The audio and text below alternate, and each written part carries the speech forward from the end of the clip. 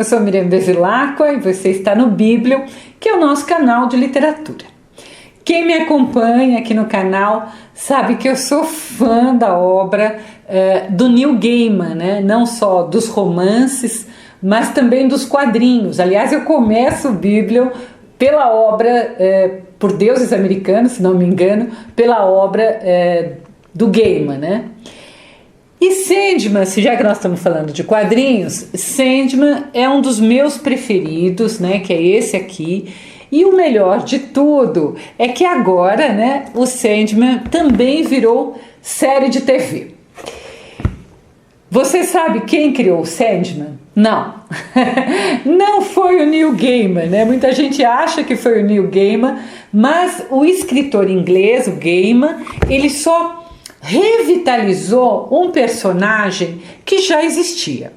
O Sandman, cuja tradução do inglês ali ao pé da letra é Homem de Areia, é um personagem bastante comum no folclore de várias culturas, né? Várias culturas falam em Sandman. E a primeira vez que Sandman virou sim um personagem dos quadrinhos, né, foi pelas mãos de Simon e Kirby. Então, para quem não conhece, essa dupla de quadrinistas, o Joe Simon e o Jack Kirby, essa dupla criou muitos personagens, como por exemplo o Capitão América, né? A gente nem imagina, né, o nome dos criadores, só quem curte quadrinho.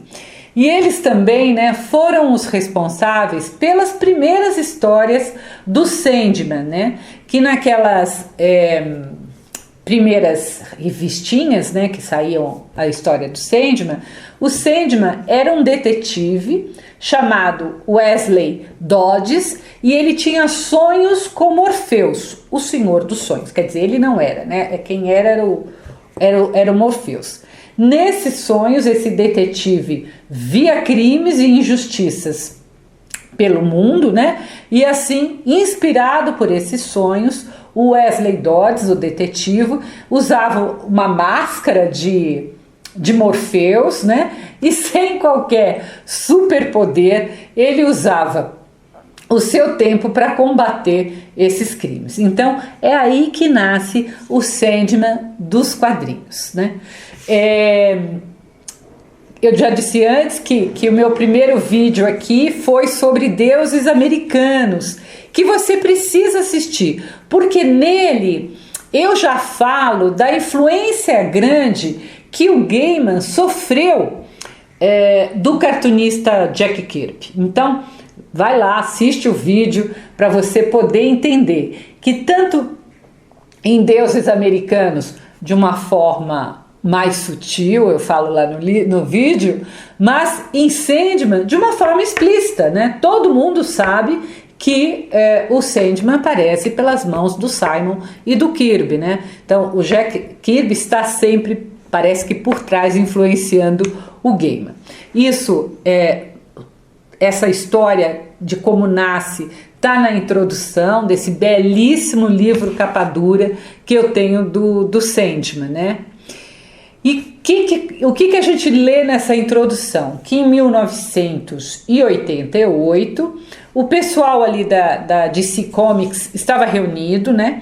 E a missão dessa reunião era criar novas séries, né? Ou então revitalizar os personagens antigos que já tinham feito sucesso. Isso é muito comum em história em quadrinhos. E aí nessa reunião alguém se lembrou de um jovem escritor inglês que tinha já perguntado se ele podia revitalizar o personagem.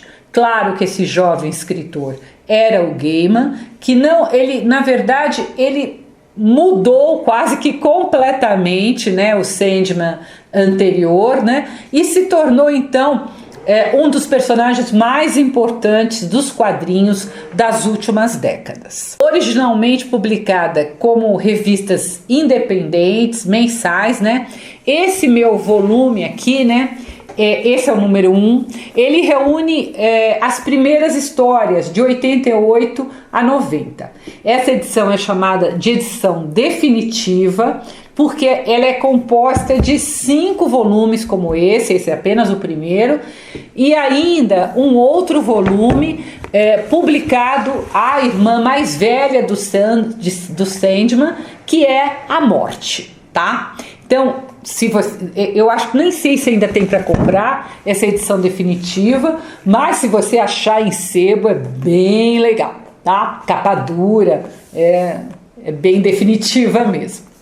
E Sandman então vai ser o grande sucesso do Gaiman, é com ele que ele vai se tornar conhecido e vai ser o pontapé inicial para muitos livros de contos, romances e séries de TV que o Gaiman vai criar.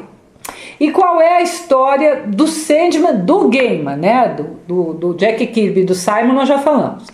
Então, inspirado pela ideia de Morpheus, né? O Gaiman criou 7 perpétuos. Esses perpétuos não são deuses, eles são entidades que mantêm a ordem do nosso universo.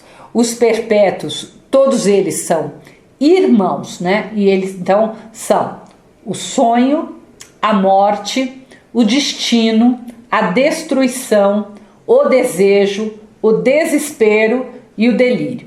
Então, Sandman é a história pela ótica de um perpétuo, pela ótica do sonho.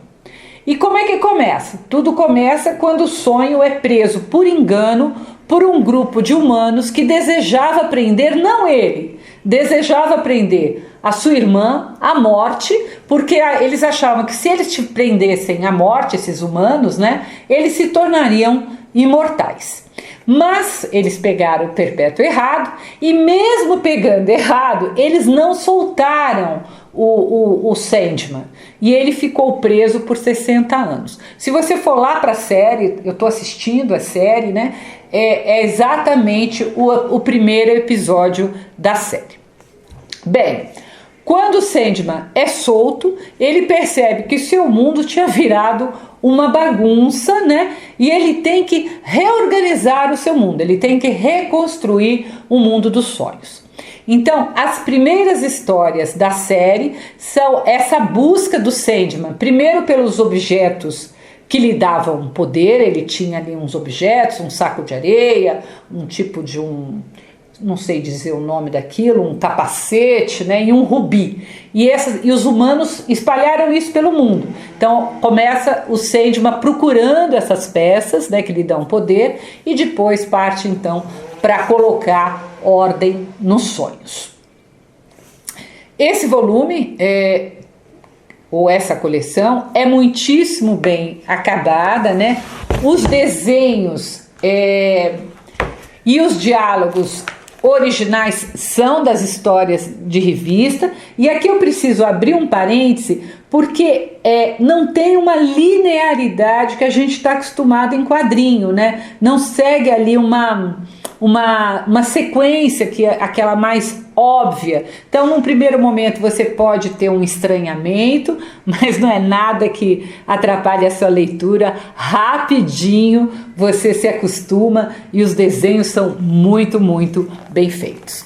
Uma curiosidade: Sandman foi a primeira história em quadrinhos a entrar na lista dos best-sellers literários do New York Times. Então, por aí já dá para você entender a sua importância e a sua qualidade. Bem, se você quiser ler essa resenha, ela está no meu site www.miriambevilacqua.com.br. Se você gostou, dê o seu ok, se inscreva no canal, comente. Tudo isso que os youtubers todos pedem para vocês é muito importante, tanto para nos incentivar a continuar, como para o crescimento do canal. Até o próximo post.